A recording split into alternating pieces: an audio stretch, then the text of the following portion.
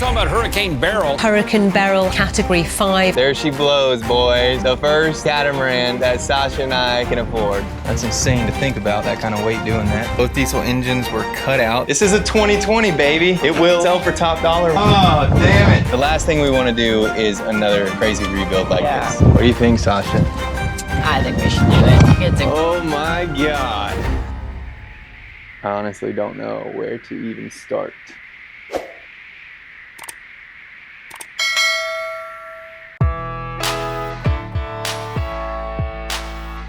You ever just want to quit your job, buy a boat, sail around the world?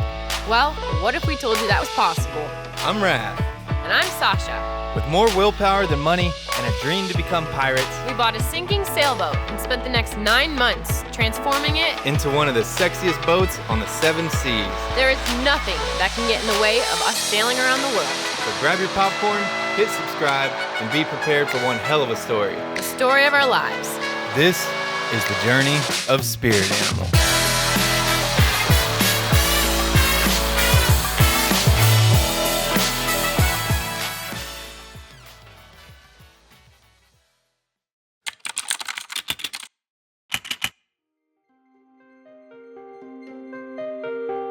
So there we were, in the back of the mangroves, wondering if we should roll the dice and upgrade to a catamaran or not.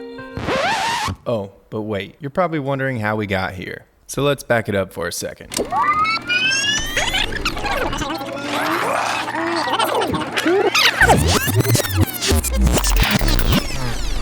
Long time we not no nice time, so we decide to go and to the club tonight. Not that far.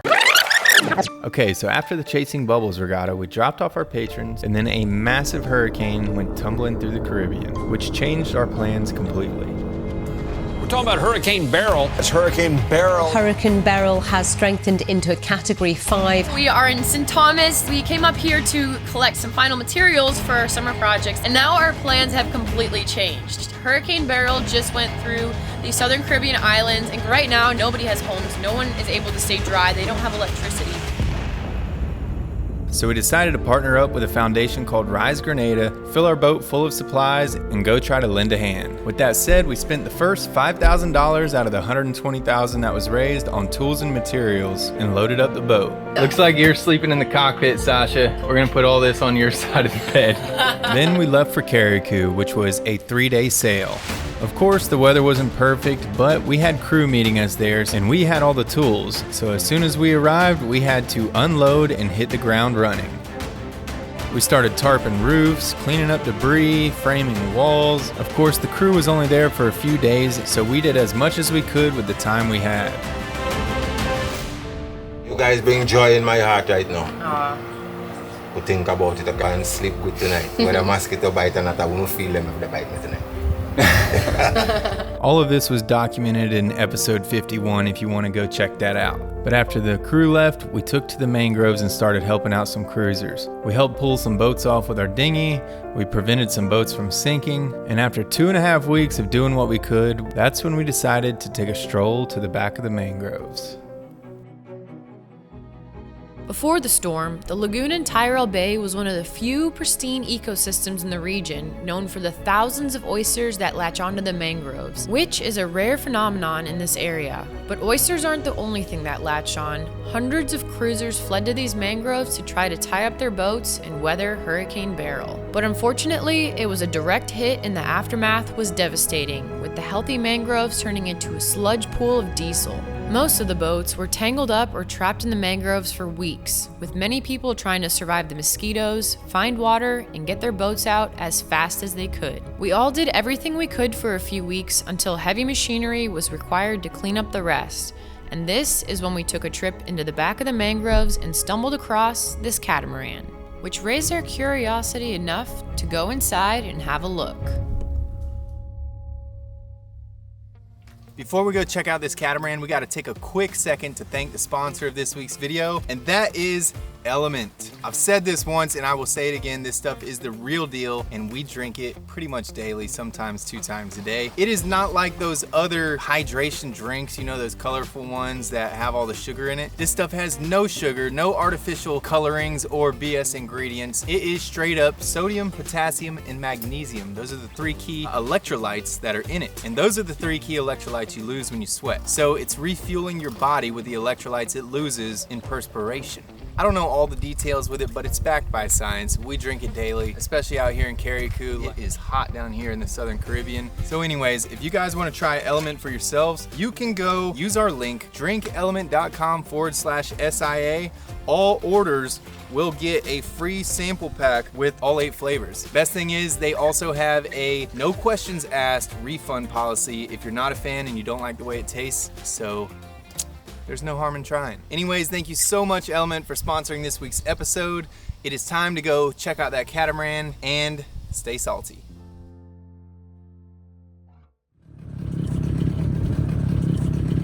Boat caught on fire.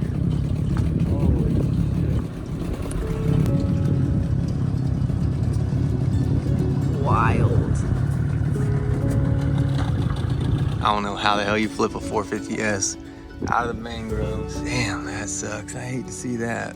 Look, there looks like they're draining the gas tanks. Probably so it doesn't catch on fire like the boat next to it did. The name is Elena Rose. So we're inside. It's upside down. This thing is in bad shape. It was a very eerie feeling walking on the ceiling of a catamaran. We didn't stay inside for long because we didn't know who the owner was and we didn't want anyone to think we were looters. However, when we were leaving, we saw a suitcase tag hanging out of one of the hatches. We figured it was the owners or someone they might know, so we decided to contact them first to see if they might need a hand, because a lot of people tied up their boats and fled and couldn't get back to the island. And secondly, maybe we could get the lowdown on this vessel and see if they had any plans for it. Before we called the phone number on the suitcase tag, we decided to look up the boat name online and saw that it was actually listed for sale. It was a 2020 Lagoon 450S, and the day the storm came through, it was listed for $789,000. Well, online we couldn't find any information on the owner, so we called the phone number on the suitcase tag, and sure enough, the owner answered. Long story short, he basically told us that he was no longer the owner, that the insurance company owned the boat. That's when we expressed a little bit of interest in possibly giving the boat a second life. So we called the insurance company and they were very excited that we called. They said they had a lot of vessels that were affected by the storm and that there was some big shot who was offering them pennies on the dollars for all the boats, and the exact boat we called about had an offer on it for $25,000. And that's when our eyebrows raised and our eyes got big. So I asked him if they were taking any more offers on the boat. And that's when he said, honestly, if you give me $26,000, I would rather see the boat go to you instead of that big shot. But I'm gonna have to double check with my colleagues to see if that's okay. So we hung up the phone, and this is when our minds started racing. We just sat there staring at each other with our jaws on the floor. The insurance rep just said $26,000 for a boat that was listed just a couple weeks ago for $789,000. We were trying our best not to get our hopes up, but internally, we were ecstatic. I mean, this was a dream boat for us. Like the one we only ever talked about hypothetically over a couple beers or laying under the stars. Like it was this distant, impossible, untangible fantasy that would take decades to acquire, especially with the loan we still have to pay off from our current boat. Yes, it's damaged. Yes, it's a massive project, but we were already imagining it. The massive decks, the sunrise between the hulls, the cool breeze coming through the trampoline, the deck space to do jumping jacks and entertain guests. It just felt way too good to be true. No, we are not ready financially, logistically, or even mentally. But what if this was that once-in-a-lifetime moment where the dream we thought that was so far out of reach was sitting right in front of us, begging us to believe in it? What if it was now or never? So we went to bed daydreaming about what our new life was going to be like, how the next few months were going to unfold, and with our minds racing with excitement. So the next day we heard back from the insurance rep, and unfortunately they had to sell it to the big shot. You see, this guy was buying up the lot, like all the boats. and there was only a handful of them that were actually worth the headache, and the Catamaran was one of them. Not only that, but the insurance companies had sold boats to individuals in the past that left the boat high and dry, and they ended up having to take responsibility for it. Whereas this big shot has established a reputation of moving boats fast and has a lot of connections in the salvaging world. We are in the mangroves here in Kiriakou. We actually got a hold of the owner of this boat. Hoping we could give the boat a second life. Yeah, but unfortunately someone beat us to it. But we did offer to grab a couple things for the owner since they've already flown back. Hopefully get some of their belongings back home. Wanna grab that suitcase that's in there? Honestly, that looks like a nightmare of a project. Apparently the boat's been looted already. Both diesel engines were cut out and they just fell in the mangroves and took them. All the electronics, everything. So that was a pretty big issue here with these boats stuck in the mangroves. They were just getting looted every night. So even if you do acquire some sort of hurricane damaged boat to spend the next year or two of your life fixing up, chances are it's gonna be just an empty shell. But the thing is, this boat was in pristine condition before the hurricane. It's a 2020 450S. Really sad to see a boat going from pristine to this. Let's go see what we can find. Well, he made a list for us. We're not just going through and like taking things of value. He made us a list. So we're about to go on a treasure hunt.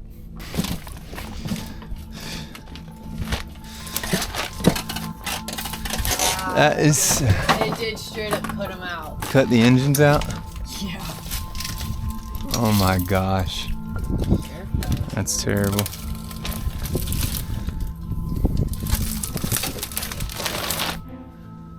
This would have been a project, Sasha.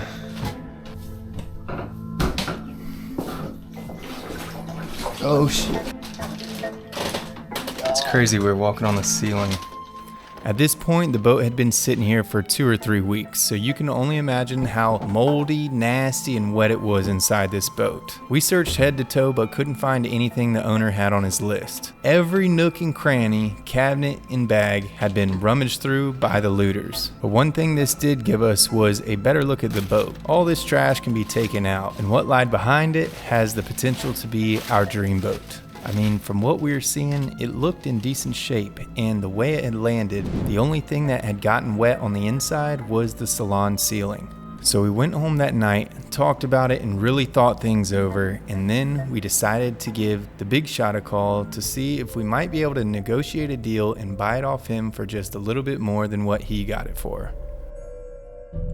So we got to talking, and he told us he would sell us the boat as is, right where it sits upside down in the mangroves, for $110,000, and that includes the crane flipping the boat, which he already had lined up. Of course, that was way higher than I thought, but his argument was that he could flip the boat and sell it for $250 and make a lot more money off of it than if he would sell it to us. So we proposed a counteroffer, and he immediately shut us down, which forced us to tuck our tail and kiss our dreams goodbye. So another day or two went by, and we decided to look at it from a different perspective. If we didn't know that he got the boat for $25,000 and it was available for $100,000, what kind of deal were we looking at? Well, after crunching some numbers, we realized it would take about $200,000 to get this boat back into tip-top shape, and of course, that's with us doing all the work ourselves. So $200,000 plus the $110,000 that it would cost us to buy the boat would bring us up to $310,000, $350,000 to be safe, and depending on the quality of the rehab and the current market, the boat would be worth anywhere from $450,000 to $650,000 when done. Assuming this would take us a year to do, on paper, this looks like a solid deal, although investing all your money in something that could sink is also a risk to consider. Now the second curveball to all this is, can we afford it financially? And for you to understand, we're gonna have to be transparent with you about our finances.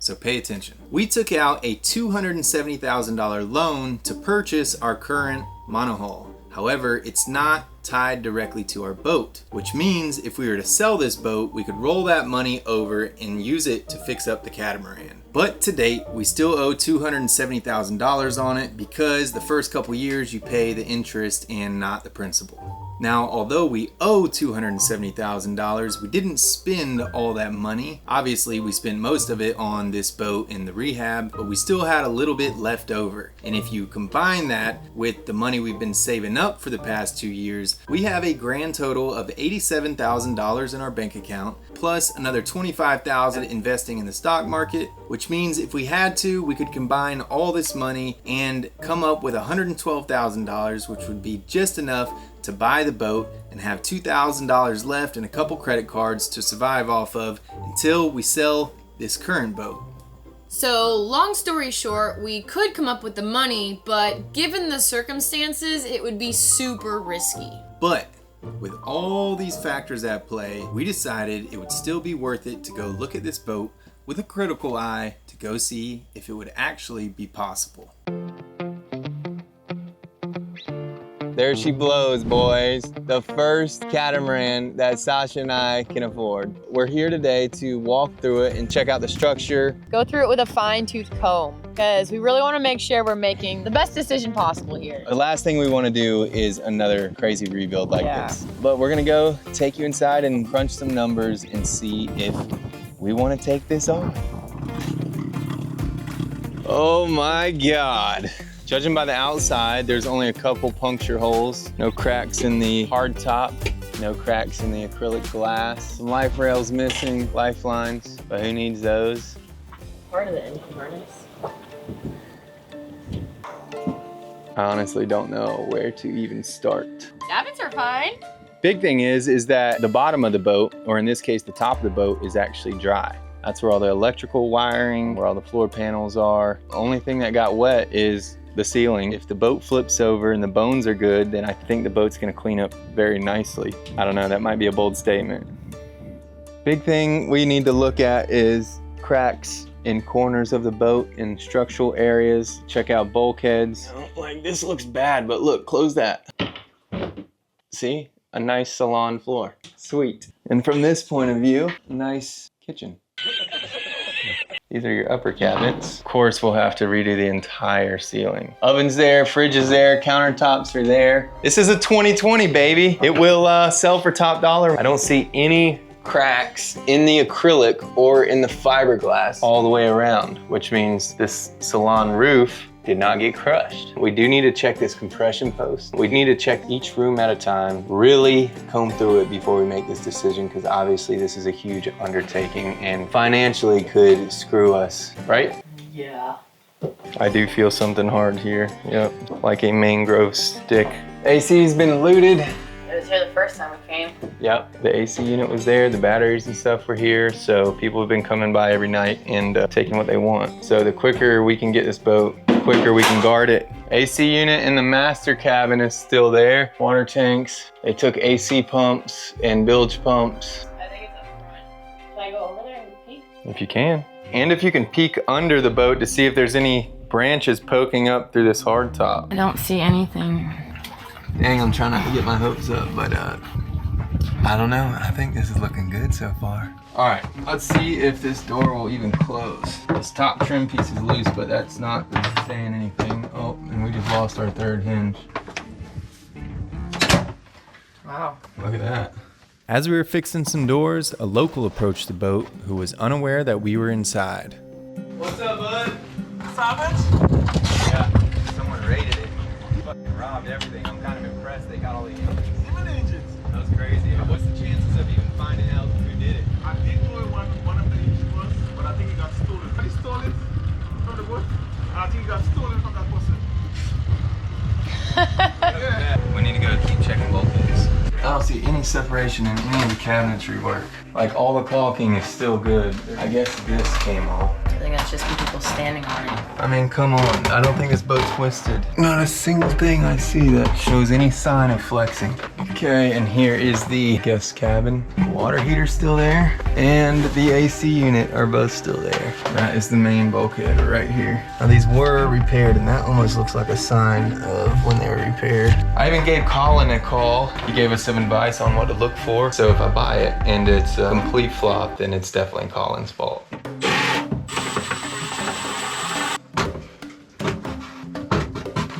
So this is the main bulkhead here. Once again, absolutely no separation, no anything. This is all glass. This was the nav station, and they just cut all the wires, which is annoying because someone's gonna have to track every single one of these wires down, and it's gonna be you. There's no damage on the bulkhead itself, so that means the boat's fine. If there's any damage on the compression post, then that's easily replaceable and you don't have to digging into a ton of fiberglass work. So I don't even think I'm gonna look at the compression post. I know that might be a big deal to replace, but we're gonna have a mastless boat, so it should be pretty easy to be replaced. All right, so the inside checked out. The outside, we're about to do a lap around the boat now. No cracks around these back posts, no cracks around the davits. Sasha, unfortunately, this boat might be checking out. Unfortunately. Oh, damn it. Yeah, there's no sails. Oh, yeah, that's the electric windlass. All these caulk seams, beautiful. Come on, baby, be good to us. Don't give us anything else on the final stretch. Clearly the mast got. But about 3/4 of it, you know, from the first spreaders up, it's perfectly straight. I put my eye down it. BNG radar got. All this stuff you see on the side, this is all bottom paint residue, copper coat. Or we could leave it and you can write a smiley face. Wow, that boat got burnt to the ground. There was a boat that did catch fire right there during the storm. This apparently didn't get affected. These mangroves, as you can tell, Are bouncy. hopefully gave the boat a softer landing. Saved the like rattling blow. Because if this would have flipped over like on concrete, I think you would see some poppage, some real structural damage. Damn. This one definitely looked like it took some damage. There is a little bit of flex in that chain blade, but I really don't think it's bad at all. Could be a pain in the ass to fix, but that's tough to tell. So I don't know, all of these rails on this side are kind of bent in. So I think the boat flipped this way, which put pressure on this chain plate, or pressed there, because you can see even right here, there's some crack. Yeah, and the mangroves are flattened. And here, like where the hull would have landed. Maybe the hard top landed here and it kept sliding. That's insane to think about, that kind of weight doing that. I need to be careful even on these. Those things are expensive. Might need to be some reinforcement, obviously on the front. What do you think, Sasha? We doing it?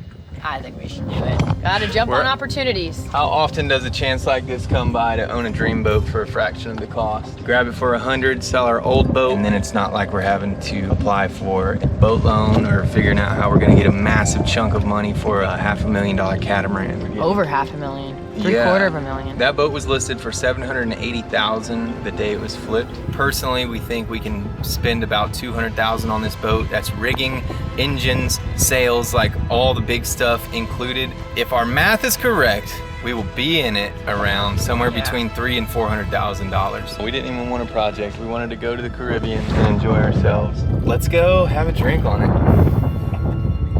1, 2. Yeah. We're gonna go drink on it.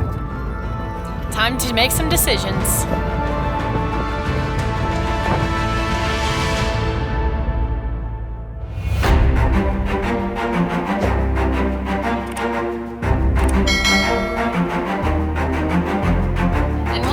Want to give a major thank you to all of our patrons. These videos would not be possible without you guys and your continued support. We also want to thank the sponsor of this video one more time, Element, and if you haven't tried it out, we recommend you click the link in the description and go give it a whirl. If you guys haven't already, hit that subscribe button, that like button, leave us a comment, and we will see you guys again here next week on Spirit Animal.